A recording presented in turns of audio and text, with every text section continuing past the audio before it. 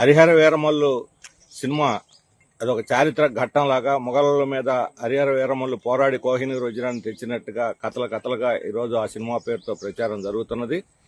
వాస్తవానికి చరిత్రలో హరిహర వీరమల్లు అనేవాడు లేడు.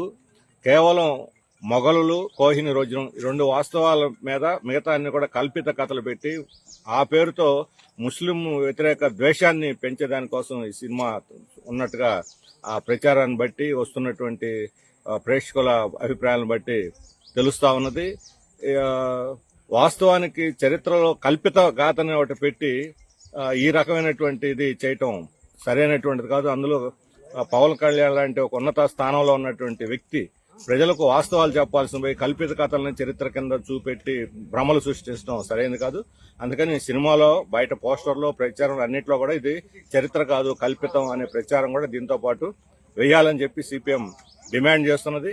అంతేకాదు కోహినూర్ వజ్రం అనేది ఇక్కడ కృష్ణా ఒడ్డున దొరికినప్పటికీ కర్ణాటక ఆంధ్ర బార్డర్లో అది అక్కడి నుంచి రాజుల చేతుల్లోకి పోయి కాకతీయ రాజులు, అక్కడి నుంచి ఢిల్లీ సుల్తాన్లు, అక్కడి నుంచి మొఘల్ నుంచి నాదిర్షా నుంచి ఆఫ్ఘనీ రాజుల నుంచి సిక్కు రాజన్ సింగ్ రాజుకి, అక్కడి నుంచి ఫైనల్ గా బ్రిటిష్ వాళ్ళకి చేరి బ్రిటిష్ వాళ్ళు ఇక్కడ దొంగతనంగా మన దేశం నుంచి తరలించి పోయి బ్రిటిష్ అక్కడ రాణి కిరీటంలో దాన్ని పెట్టారు. ఆ తర్వాత భారత ప్రజల నుంచి వ్యతిరేకత రావడంతో అక్కడి నుంచి అది మ్యూజియంలో ప్రస్తుతానికి పెట్టి ప్రదర్శన చేస్తున్నారు. అది మన జాతీయ సంపద కోహినూర్.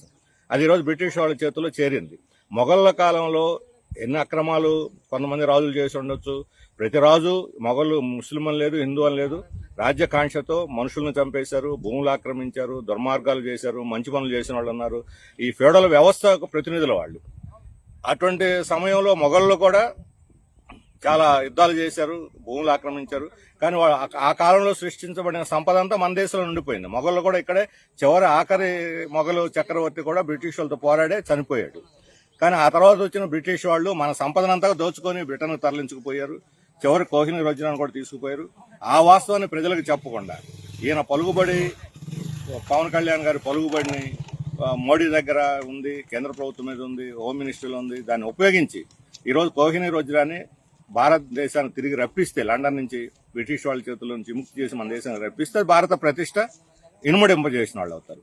నిజమైన దేశభక్తి పరులు ఎవరైనా సరే ఆ వజ్రాన్ని వెనక్కి తీసుకురావడం ప్రయత్నించాలి. ఆ వాస్తవం చెప్పకుండా మన దేశాన్ని దోచుకు తిన్నటువంటి బ్రిటిష్ వాళ్ళ ప్రస్తావన లేకుండా ఈ దేశానికి శత్రువులు ఎవరంటే ముస్లింలు, హిందూ ముస్లింల మధ్య వైషమ్యాన్ని పెంచేదానికోసం జరిగే ఏ ప్రయత్నాన్ని సరే ప్రజలు అనుమతించరు, స్వాగతించరు. అందులో ఆంధ్రప్రదేశ్ మత సామరస్యానికి పెట్టిన పేరు. ఇక్కడ ఆర్ఎస్ఎస్ మతం పుచ్చుకున్న పవన్ కళ్యాణ్ ఈరోజు 5 ఏళ్ల క్రితం సినిమా ప్రారంభించినప్పుడు కథ వేరు, మధ్యలో మొత్తం దాని డైరెక్షనే మారిపోయింది. ఈరోజు ఆర్ఎస్ఎస్ ప్రయోజనాలకు అనుగుణంగా దీన్ని తిరిగి పునర్నిర్మించి ప్రజల్లో ద్వేషాన్ని పెంచడానికి దీన్ని తీసుకుంటున్నారు. అందుకని దీన్ని మేము పూర్తిగా ఇది చరిత్ర కాదు, ఇది కల్పితం. కల్పిత కథలు ఎన్నైనా తీసుకోవచ్చు. బాహుబలి లాంటి సినిమాలు వచ్చినాయి, ఇటువంటి ఎన్నో వస్తుంటాయి. డబ్బులు చేసుకోవడానికి వ్యాపారంగా ఏమైనా చేసుకోవచ్చు. సినిమా తీసే హక్కు వాళ్ళకు ఉంది. కానీ కల్పిత గాథని చరిత్రగా చెప్పి ప్రజల్ని తప్పుదారి పట్టించే హక్కు మాత్రం ఎవరికి లేదు. అందుకని ప్రతి ప్రచారంలో, ప్రతి అడ్వర్టైజ్మెంట్లో కూడా ఇది చరిత్ర కాదు కల్పిత కథ అనేది వెయ్యాలని చెప్పి మేము డిమాండ్ చేస్తాం.